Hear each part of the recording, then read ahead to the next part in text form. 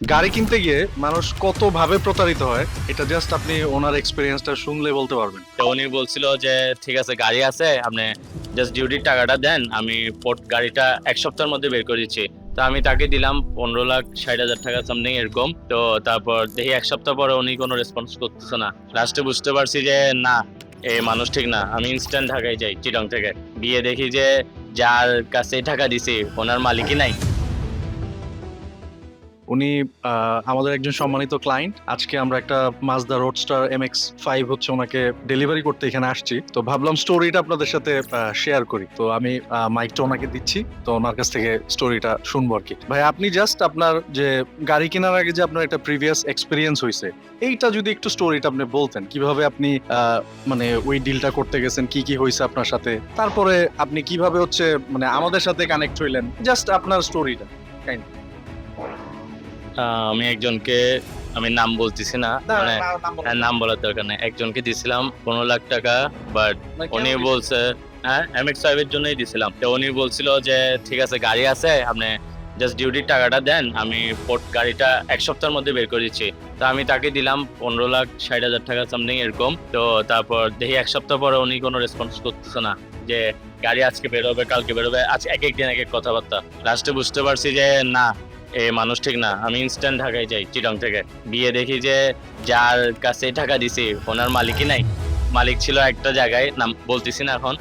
লাস্টে অনেক অনেক হ্যাসেল হয়েছে, টাকাগুলো নিতে অনেক কষ্ট হয়েছে। লাস্টে এই ভাইয়ার আন্ডারে আমি কতদিন লাগছে টাকাগুলো উঠাইতে আপনার? 2 মাস লাগছে ভাইয়া। মানে অলমোস্ট 2 মাস সময় লাগছে ওনার সেই টাকা ফেরত পেতে। গাড়ি তো উনি পাই নাই। গাড়ি তো পাই নাই। লাস্টে 2 মাস লাগছে। একটা এই ভাইয়ার একটা আমার একটা রেফারেন্সের মাধ্যমে ভাইয়ারা আমাকে যথেষ্ট সাপোর্ট করছে, হেল্প করছে টাকাটা পাওয়ার পর।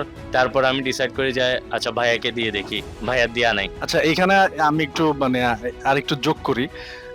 ভাইয়ার সাথে আমাদের ডিরেক্ট পরিচয় না, আমাদের আরেকজন মানে বড় ভাই, ওনার থ্রুতে ওনার সাথে পরিচয়। উনি বেসিক্যালি আমাদের কাছে আসছিলেন হচ্ছে হেল্পের জন্য, ওই টাকাটা কিভাবে রিকভার করা যায়। কিন্তু তখন কিন্তু উনি অলরেডি ডিসিশন নিয়ে নিছে যে উনি এই গাড়ি আর গাড়ি নেব না, উনি আর এই গাড়ি কিনবে না। তো আমরা কিন্তু লিটারালি ওনাকে হেল্প করছি, মানে গাড়ি বেচার জন্য না, জাস্ট রেফারেন্স থেকে আসছে। আমার যতটুকু সামর্থ্য ছিল বা আমাদের যতটুকু সামর্থ্য ছিল, টাকাটা যেন রিকভার হয় এবং ওনার জন্য লসটা রিকভার হয়। তো সেই জন্যই আমরা হেল্পটা করছিলাম। কিন্তু পরবর্তীতে উনি কি বুঝে আবার গাড়ি কেনার ডিসিশন নিছে পরে। যাই হোক, মানে আমরা পরে প্রসেস স্টার্ট করি আর কি। আমাদের সাথে প্রসেস স্টার্ট করার পর তারপরে স্টেপ বাই স্টেপ যদি একটু বলতেন যে আপনার মানে আপনি তো মাজদা তো সবাই রোডস্টার কিনে, বাট আপনারটা তো একটু ডিফারেন্ট এডিশন। তো কিভাবে প্ল্যান করলেন, কেমনে কেমনে আমাদের সাথে আগাইলেন, একটু পুরা জার্নিটা যদি একটু শেয়ার করতেন। না, আমি ভাইয়াকে বলছি যে মানে এই অপশন এগুলো থাকতে হবে, বডি কিট থাকতে হবে, বোস স্পিকার থাকতে হবে, উপরে রেড চেরি টপটা থাকতে হবে। তো ভাইয়া প্রায় 1-2 মাস পাই নাই গাড়ি, আমাকেও দেয় নাই। আমি অনেক ডিস্টার্ব করছি, মানে নক করছি ওনাকে যে ভাইয়া দেখেন এখানে আছে ওটা আছে না, বলছি না ভালো গ্রেড না। এখন যেটা নিছি ওটা তো আলহামদুলিল্লাহ, ওটা বিডি চ্যাক পিস বলতে গেলে, মানে একদম ফ্যাক্টরি মেড সব। আর 9,000 মাইলেজ মাত্র, 5 গ্রেডের গাড়ি। আচ্ছা, আর কিছু বলার নাই। এক পিস বলার কারণ হচ্ছে মানে এটার পার্ল কালারের গাড়ি তো অভাব নাই, কিন্তু ওই Black top. রুফটপটা Black top. আপনার রেড কালারটা খুব একটা মানে পাওয়া যায় না, রেয়ার আর। এটা 100 অ্যানিভার্সারি। 100 অ্যানিভার্সারি প্লাস রুফটপটা রেড, এবং আমাদেরই 3 মাস সময় লাগছে এই গাড়ি খুঁজতে। তো একটা সময় লাগছে আর কি, একটা মানে 3 মাসের জার্নি প্রায়। তো ফাইনালি মানে আমরা আজকে মানে ওনার হাতে গাড়িটা উঠাই দিতে পারছি, এবং আমরাও খুব টেনশনে ছিলাম যেহেতু উনি অলরেডি একটা ব্যাড এক্সপিরিয়েন্স ওনার আছে। তো তা আমরা মানে চাচ্ছিলাম যে একটা স্মুথ এক্সপিরিয়েন্স ওনাকে দিতে। আলহামদুলিল্লাহ, working with you was amazing. এবং আমরা এখানে আসছি, এটা আসলে একটা ওয়ার্কশপে বসে কথা বলতেছি।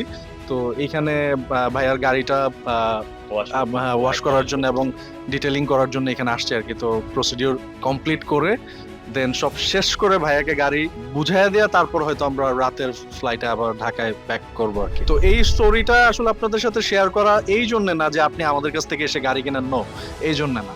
আপনি কারোর সাথে যখন ডিল করতেছেন, মানে গাড়ির বিষয়ে একটু তার ব্যাকগ্রাউন্ড, তার হিস্ট্রি একটু জানেন, একটু রিসার্চ করেন, একটু মানে সময় নেন। আর আরেকটা বিষয় কি, মানে গাড়ি কেনার ক্ষেত্রে যে পরিমাণ কম্পিটিশন মার্কেটে, একটা শোরুম থেকে আরেকটা শোরুমের প্রাইসের পার্থক্য খুব বেশি হইলে 30 থেকে 50 হাজার টাকা, এর বেশি না। গাড়ি কিন্তু অনেক কম্পিটিটিভ মার্কেট, কিন্তু আপনি যখনই দেখতেছেন একটা গাড়ির দাম একজনের থেকে আরেকজনের দাম 3 লাখ 5 লাখ টাকা ডিফারেন্স, তখনই কিন্তু আপনি ডিলটা করলেই আপনি বিপদে পড়বেন, কারণ সেখানে দেয়ার সামথিং রং। কারণ এত কমে আসলে গাড়ি দেয়া যায় না। তো এই বিষয়টা একটু মাথায় রেখে ডিল করবেন। আই হোপ আপনারা ক্ষতিগ্রস্ত হবেন না। তো আপনারা যেন মানে ক্ষতিগ্রস্ত না হন, সেই জন্যই এই এক্সপিরিয়েন্সটা আপনাদের সাথে শেয়ার করা আর কি। তো ভাইয়া আপনাকে অসংখ্য ধন্যবাদ। থ্যাংক ইউ সো মাচ এত সুন্দর একটা ইউনিট আমাকে দেওয়ার জন্য। যে আমরাও আপনার প্রতি কৃতজ্ঞ যে আপনি আমাদের উপর আস্থা রাখছেন আর কি। আপনাদেরকে অসংখ্য ধন্যবাদ সময় দিয়ে আমাদের কথাটা শোনার জন্য, এবং আপনারা কি বলে সেফলি মানে গাড়ি কিনেন এবং আপনার ইনভেস্টমেন্টটা যেন সেফ থাকে। ধন্যবাদ সবাইকে।